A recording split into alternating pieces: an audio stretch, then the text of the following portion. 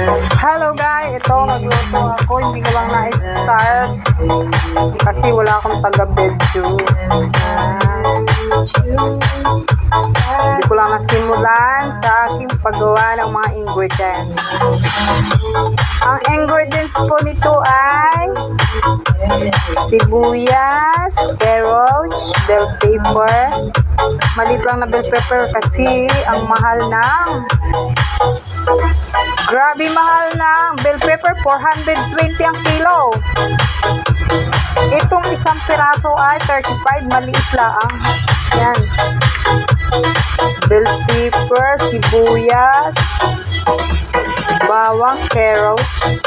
Yan, paulit-ulit. Tapos, pineapple tidbits. Yung pinaka-asim ko. Yan.